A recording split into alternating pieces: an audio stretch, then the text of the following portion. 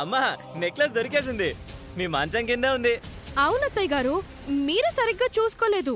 ఇదిగోండి, తీసుకోండి. నిహారిక, ఒకసారి అవని మెడ చూడు.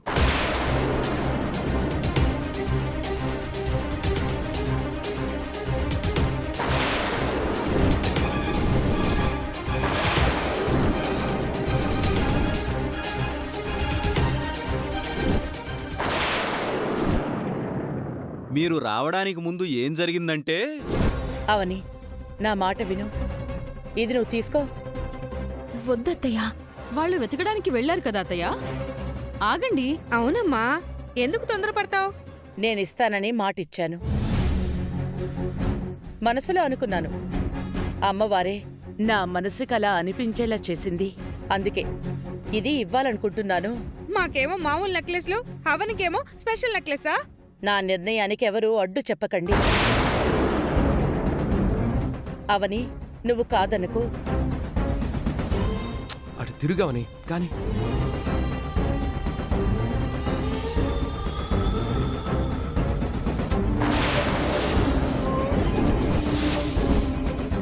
అది జరిగింది. ఎంత పని చేసావమ్మా, ఒక 2 నిమిషాలు ఆగుండాల్సింది కదా. మీరింకొంచెం ముందొచ్చుంటే సీన్ వేరేలా ఉండేదేమో.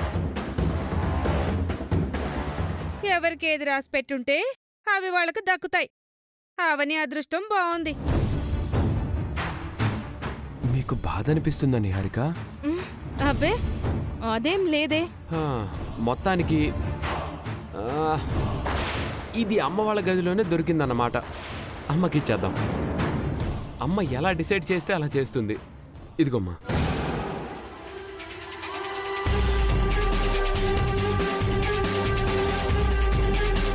ఇది కూడా నువ్వే తీసుకోమ్మా.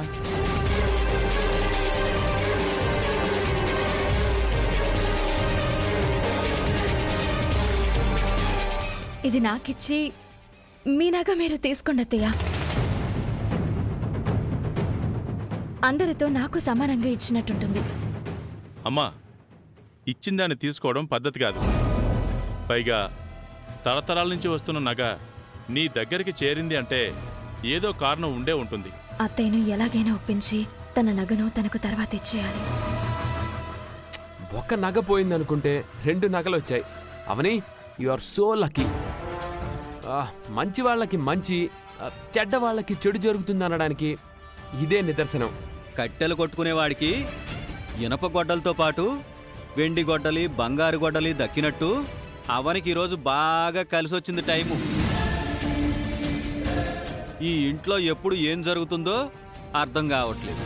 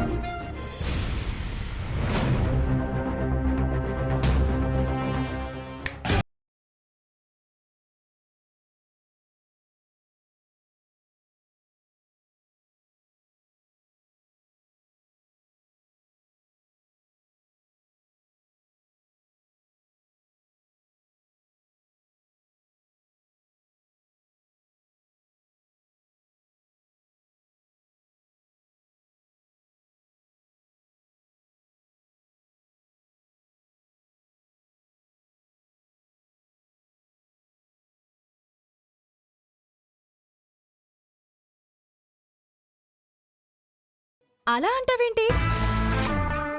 ఇందులో వయ్యారాలు పోయేదే ఉంది. నీ ఓవర్ యాక్షన్ అలాగే ఉంది. మీ నెక్లెస్ కంటే ఈ నెక్లెస్ ఎంత బాగుందో కదా. మీ నెక్లెస్ కంటే ఈ నెక్లెస్ చాలా బరువుగా ఉంది. మీదేమో నిన్న షాప్లో కొన్నది, ఇదేమో తరతరాల నుంచి వస్తున్నది. దీనికి ఒక ఇంపార్టెన్స్ ఉంది. అత్తయ్య దీనిని నా మెడలో వేస్తున్నప్పుడు ఎలా అనిపించిందో తెలుసా? సాక్షాత్తు ఆ అన్నపూర్ణాదేవి నా ముందు ప్రత్యక్షమయ్యి నా మెడలో హారం వేసి ఆశీర్వదించినట్టు అనిపించింది. థ్యాంక్స్ నిహారిక. నాకెందుకు థ్యాంక్స్ చెప్తున్నావు? నా కోసం తెచ్చిన నెక్లెస్ని నువ్వు దొంగిలించినందుకు.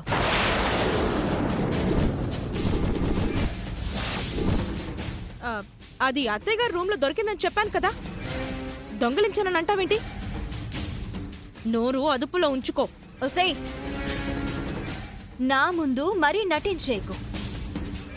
నువ్వు నీ దొంగ మొగుడు చాటుగా వచ్చి మాట్లాడుకున్నదంతా విన్నాను.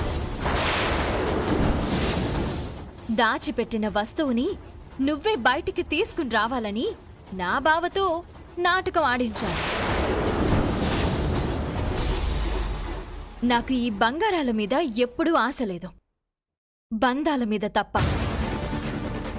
గండు పిల్లి మొహం వేసుకుని ఆ చూపేంటి? నోట మాట రావడం లేదా? నిన్ను దెబ్బ కొడదామనుకున్న ప్రతిసారి చివర్లో తప్పించుకుంటున్నా. లక్ నీకు బాగా ఫేవర్ చేస్తుంది. అమ్మవారి ఆశీర్వాదం అలా ఉంటుంది మరి. నువ్వు నాకు హాని చేయాలని చూసే ప్రతిసారి నాకు మేలే జరుగుతుంది. నువ్వు నన్ను ఓడించాలనుకున్న ప్రతిసారి నాకు గెలుపొస్తుంది. నాకు అవమానం జరగాలని ప్రయత్నం చేసిన ప్రతి చోట గౌరవం దక్కుతుంది. నాకు ఈత పండు కూడా దక్కకూడదు అని చూసిన చోట గుమ్మడి పండు దొరుకుతుంది. దీనిని బట్టి నీకు ఏమర్థమైంది? సత్యమేవ జయతే. ఎప్పటికైనా సత్యమే జయిస్తుంది. అందుకే నాకు బోనస్గా ఇది వచ్చింది. ఇలాంటిది రావడం ఎంత అదృష్టమో ఆలోచించు. నాకు వరించబోయే ముక్కు పొడుకతో పోల్చుకుంటే ఇదేమంత గొప్పది కాదు. పాగల్దానా, నీకు ఇంకా ఓ విషయం అర్థమవుతున్నట్టు లేదు. నీ జాతక ప్రభావం మొదలైంది. నీకు అన్నీ రివర్స్ అవుతున్నాయి. ముక్కు పుడక కూడా అంతే. నీ దగ్గరికి రాదు రాదు బంగారం. వస్తుంది. రాదు. సాధించుకుంటాను. అడ్డుపడతాను. గెలిచి చూపిస్తాను. ఓడించి చూపిస్తాను. ఛాలెంజా? ఛాలెంజ్.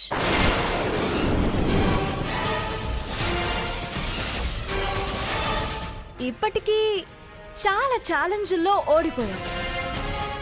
అయినా నీకు బుద్ధి రావడం లేదు.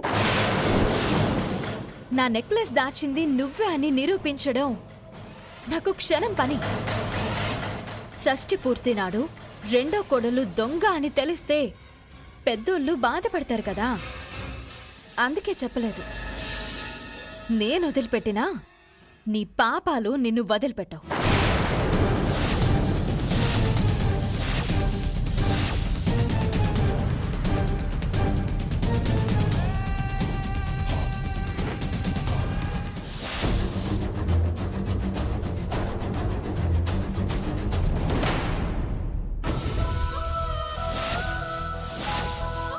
కేక్ కటింగ్ ఘట్టం వరకు వచ్చేసాం. బయట నుంచి ఎలాంటి గండం రాకుండా మన ఇంట్లో ప్రశాంతంగా ఫంక్షన్ జరగడం నాకు తెలిసి ఇదే మొదటిసారి.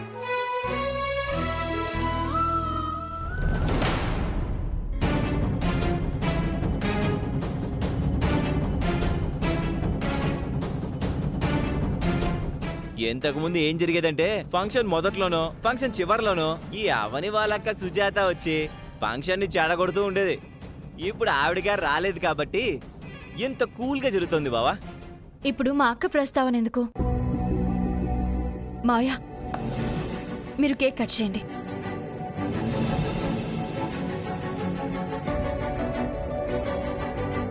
మావయ్య. ఓ వేదా,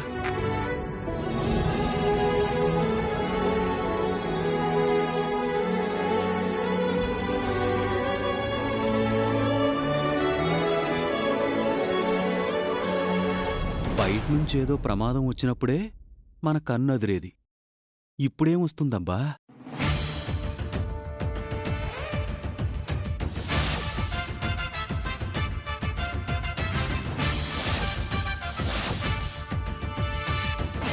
ఓరి నాయనో!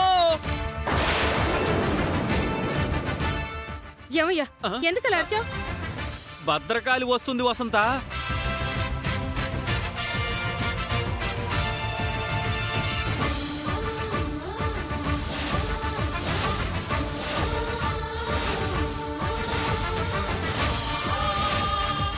రే కృష్ణ, నువ్వు అనవసరంగా తలుచుకున్నావురా, అందుకే వచ్చేసింది. అయితే ఇక ఈ షష్ఠి పూర్తి ఎండింగ్ పెండింగ్ పడినట్టే.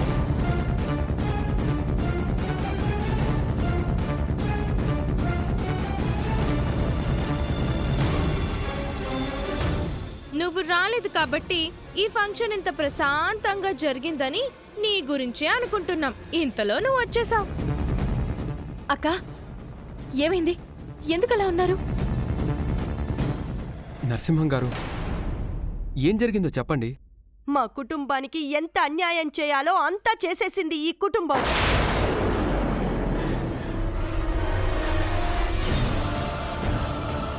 అయినా సరే ఏదోలా మా బ్రతుకు మేం బ్రతుకుతున్నాం.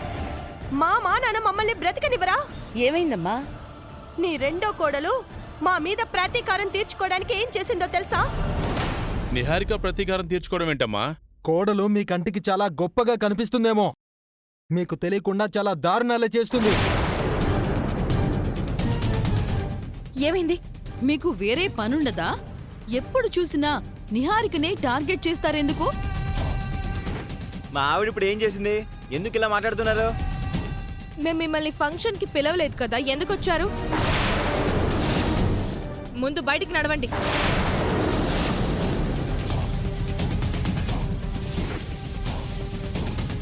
చెప్తుంది మీకే, బయటికి నడవండి. ఏంటా చూపు? బయటికి పో.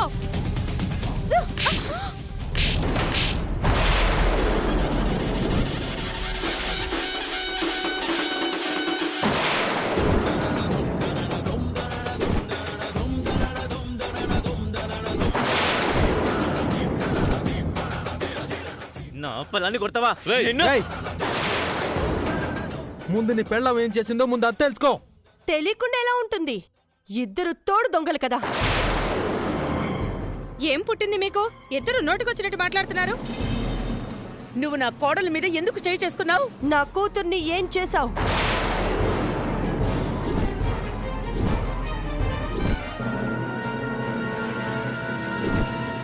చెప్పు. నీ కూతుర్ని నేనేం చేస్తాను? నా కూతురు స్కూల్లో లేదు, ఎవరో వచ్చి తీసుకెళ్లిపోయారని వాచ్మెన్ చెప్పాడు. మీ అమ్మకు ఒంట్లో బాగలేదు, సీరియస్గా ఉందని చెప్పి ఎవరో వచ్చి తీసుకుని వెళ్ళిపోయారండి. ఒక ఆమె కారులో కూర్చుని ఉంది. పాప కంగారుగా అతనితో వెళ్ళిపోయింది. లేడీస్ కూడా వచ్చారు కదా అని పంపించేశాను.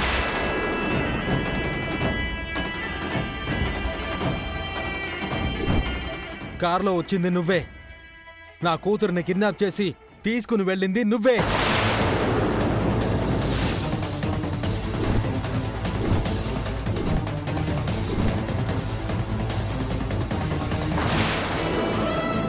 ఎక్కడ దాచావు? ఎందుకు ఎత్తుకుని పోయావు? చెప్పవే, చెప్పు. మీకేమైనా మెంటలా?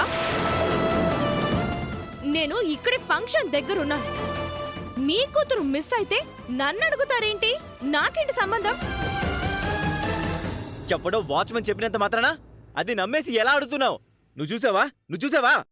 మీ దగ్గర ఏదైనా ఆధారం ఉందా? పాప కనిపించకపోవడం కంగారు పడాల్సిన విషయమేనమ్మా. కానీ ఆ కార్లో ఉన్నది నిహారికేనని ఆధారం లేకుండా నువ్విలా వచ్చడగడం పద్ధతిగా లేదు. మా ఇంటి మనుషులంటే నీకంత చులకనైపోయింది. ఎప్పుడు పడితే అప్పుడు వచ్చేసి నీ ఇష్టం వచ్చినట్టు ప్రవర్తిస్తున్నావు. ఆగండి మావయ్య, దయచేసి ఎవరూ ఏమనకండి. అక్క, సౌమ్యని స్కూల్లో వెతికారా? చుట్టుపక్కలంతా వెతికాం. ఏదో మా ఆశ కొద్ది వెతికాం గాని అక్కడెందుకు దొరుకుతుంది? ఈ నిహారిక ఎక్కడికో తీసుకుని వెళ్ళి బంధించుంటే. మళ్ళీ ఈ మాట అన్నావంటే మర్యాదగా ఉండదు. నా మీద చేయి చేసుకోవడానికి ఎంత ధైర్యమే నీకు? నువ్వేమైనా నా తల్లివా? నా తోడ పుట్టిందానివా? నా తల్లే నన్నో మాట అనడానికి భయపడుతుంది. నా కూతుర్ని ఎక్కడ దాచావో చెప్పకపోతే నిన్నే కాదు నీ తల్లి చెంప పగలు కొడతాను కూడా. ఏంటత్తయ్య ఈవిడా?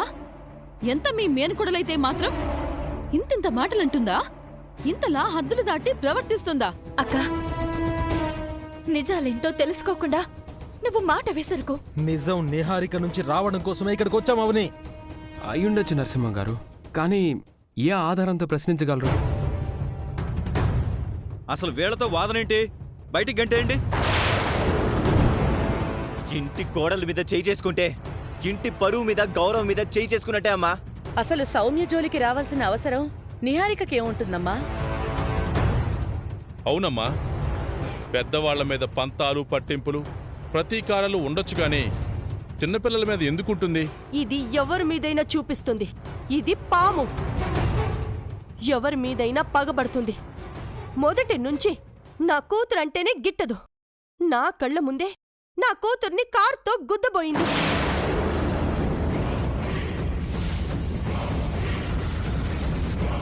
నా కంట్లోంచి కన్నీరు కాదు రక్తం వచ్చేటట్టు చేస్తాను అంది. దీన్ని మీరు గుడ్డిగా నమ్ముతున్నారు, కానీ నేను నమ్మను.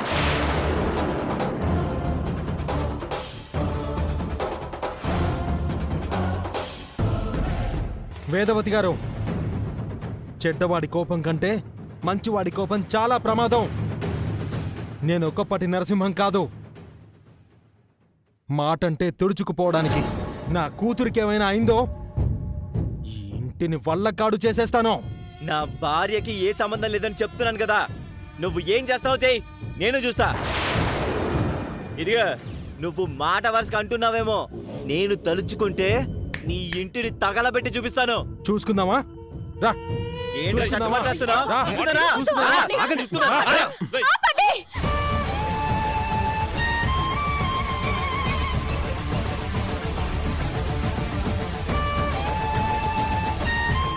నా అక్క బావలు ఊరికి ఎవరిని ఏ ఒక్క మాట అనరు. ఇప్పుడు ఇలా వచ్చి అడుగుతున్నారు అంటే అందులో నిజం ఉందని అర్థం. చెప్పు నిహారిక, సౌమ్యని ఏం చేశావు? ఇప్పుడు ఈవిడిగారు మొదలు పెట్టారు. ఇక అందరూ ఏకమైపోయి ఇంటి పరువు బజారుకీడుస్తారు. అక్క బావలకి సపోర్ట్ గా వెళ్ళిపోయి ఎలా మాట్లాడుతుందో చూడండి నాన్న. అక్క, ఇది చిన్నపిల్లలకి సంబంధించిన విషయం. నిజం లేనిదే సుజాత వదిన ఇలా మాట్లాడదు. ఏ ఆధారం ఉందని ఇలా మాట్లాడుతున్నారు శ్రీకర్? పాప కనిపించకపోవడానికి కారణం నువ్వేనని అంటాను. నిజమైపోతుందా? అనకూడదు గాని కూతుర్ని వీళ్లే దాచేసి మన దగ్గర నాటకం ఆడుతున్నట్టున్నారు. మన దగ్గర నుంచి డబ్బులు లాగడం కోసం ఆడుతున్న డ్రామాలా ఉంది. ఏయ్, నువ్వు మనిషివా పశువా? ఆ పశువుకైనా జ్ఞానం ఉంటుందేమో కానీ నీకు లేకుండా పోయింది. శవాల మీద చిల్లర ఏరుకునే బుద్ధి నీకుందేమో గాని కూతుర్ని అడ్డం పెట్టుకుని డబ్బు సంపాదించే అలవాటు మాకు లేదు. ఈ మాట నువ్వంటున్నావా నరసింహం? గతంలో కూతుర్ని రోడ్డు మీద కూర్చోబెట్టి డబ్బులడుక్కుంది ఎవరు?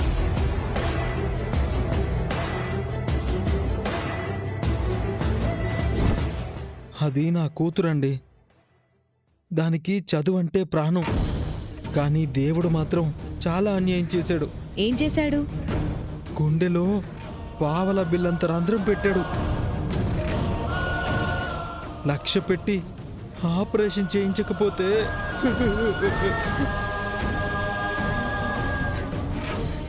ఆ శివయ్య మీ కుటుంబాన్ని చల్లగా చూడాల.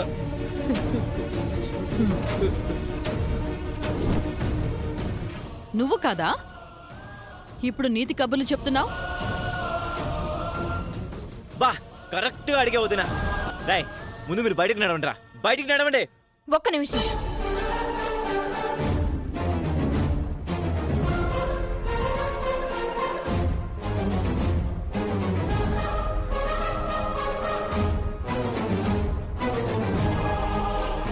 నిన్ను అనుమానించడానికి ఆధారాలు అడుగుతున్నావు కదా?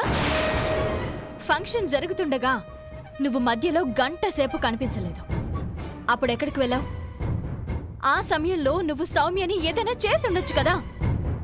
అవును, అవని అడిగింది కరెక్టే. నువ్వు ఆ సమయంలో బయటకు వెళ్ళి పాపని తీసుకుపోయి ఉండొచ్చు. మీ ఇద్దరికేమైనా మెంటలా? ఆ సమయంలో నేను అత్తయ్య మామయ్యలకి బట్టలు తీసుకురావడానికి వెళ్ళానని చెప్పాను కదా, మీ అందరికీ చూపించాను కదా. ఆ వంక పెట్టుకుని బయటికి వెళ్ళవేమో. చూడండి అత్తయ్య ఎలాంటి మాటలు మాట్లాడుతుందో. ఎవరో చెప్పింది ఆధారం చేసుకుని నువ్వు నా కోడల మీద చెయ్యి చేసుకోవడం చాలా పెద్ద తప్పు.